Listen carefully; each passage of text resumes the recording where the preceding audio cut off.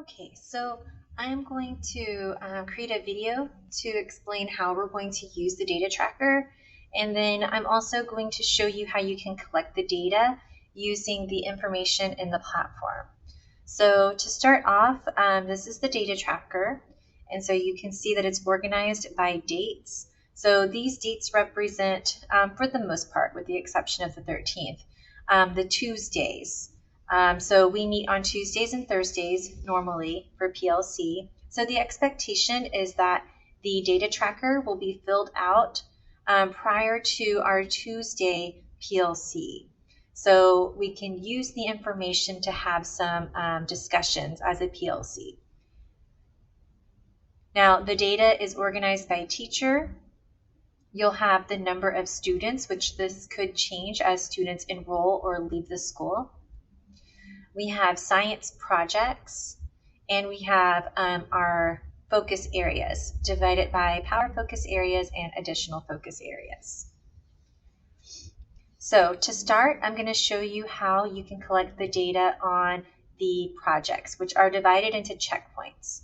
So what we're looking at here is the number of students who have completed, for example, checkpoint 1, the number of students who have completed checkpoint 2, and then eventually the number of students who have completed the final product.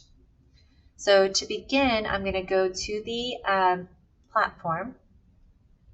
I'm going to be Mr. Benitez for this project. He has 85 students. 85 students are assigned the project at this point. So I'm going to click here on roller coaster because that is our current project. And from this point, remember, I want to look for our checkpoint data. So if I were Mr. Benitez, I would first fill in 85 here because I have 85 total students.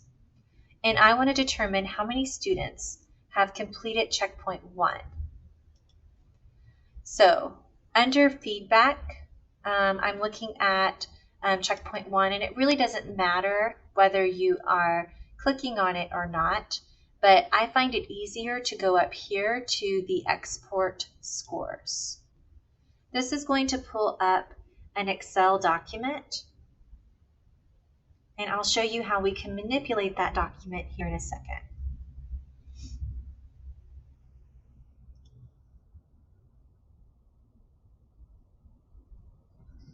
Okay.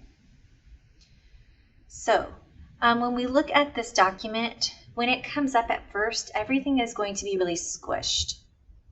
But what you can do is you can look at the individual columns of information that you're wanting to be specific on. And so I can see here O, P, Q, they're showing me checkpoints, and that's the information that I want. So I can double click here to open them up to see them a little more clearly. And right now I'm looking for checkpoint 1, and I want to determine how many students have completed checkpoint 1. So you can see some of the data that is given to us. We can see that this student is off track. These students have completed the checkpoint. This student needs work. So in order to filter it down to where I'm just seeing students who have completed, I can click on this cell. I can go up here to my sort and filter, click on the filter, and now I'll be able to filter to where I can just see the ones who have completed the checkpoint. Okay, now that I have filtered to where I can see students who have completed the checkpoint, I simply need to click on my first complete up here at the top, and then I can drag as if I'm highlighting all of my completes. Now down here in the lower right-hand corner, it's very small, but you should be able to see a count of how many you highlighted. So I highlighted 39 students. So I will go back to my data tracker, and I would plug in here 39 students. So 39 out of 85 have completed checkpoint 1. which means that the other students are either needing work as far as using that feedback to improve that checkpoint, or maybe they haven't attempted the checkpoint at all. So it's still a pretty good number, but this will at least let me know when I come to PLC whether my numbers are similar to the other members of the PLC. And that's where we can begin having some conversations, such as what are you doing to get your students to complete that checkpoint successfully.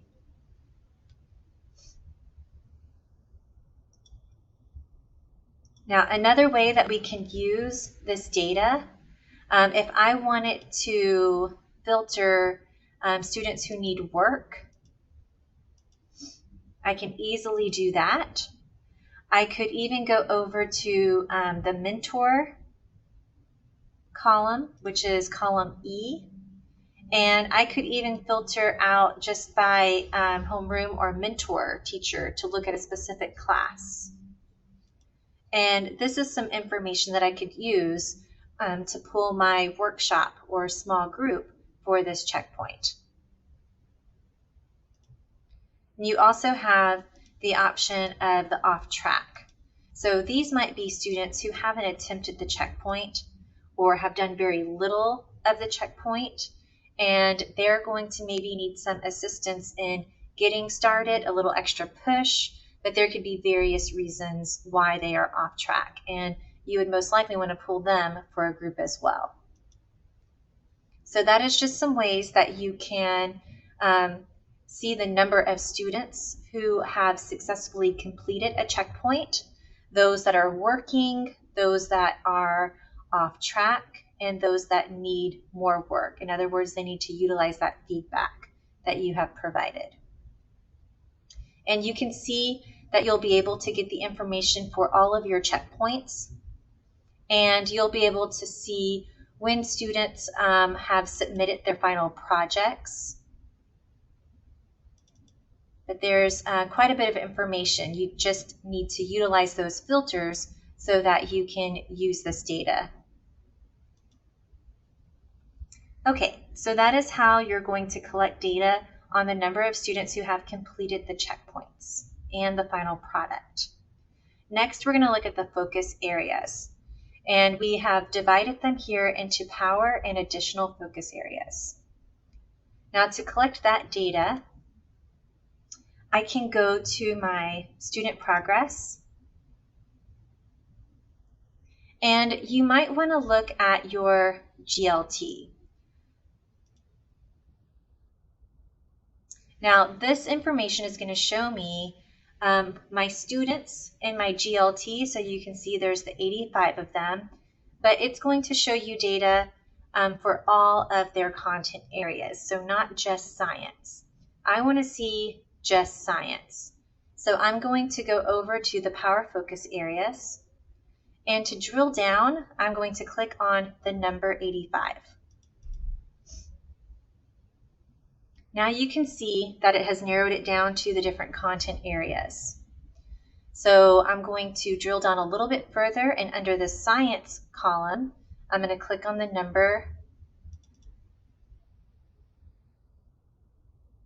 and now I can see all of our power focus areas. And if I scroll over a little bit more, I can see all of the additional focus areas for science. Now, this information can also be sorted.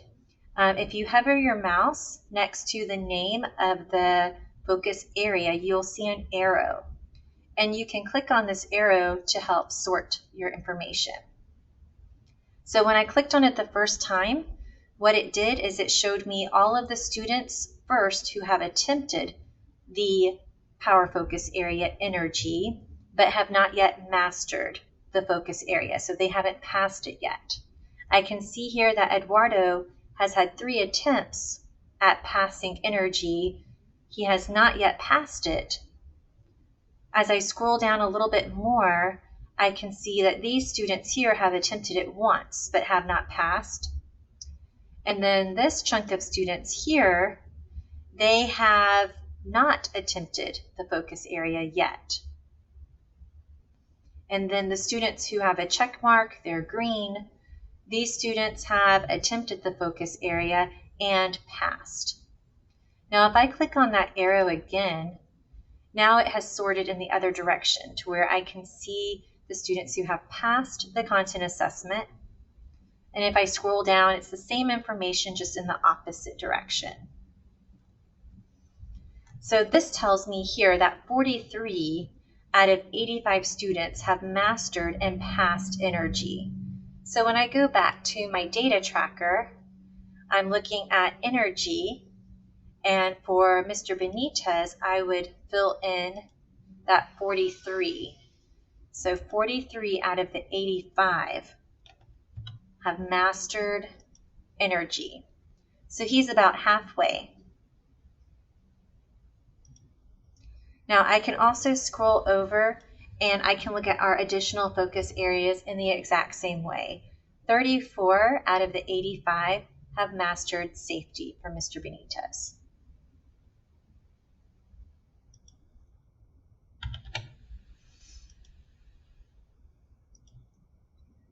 And for our upcoming focus area, which is force, motion, and speed, he already has 8 students who have mastered this focus area.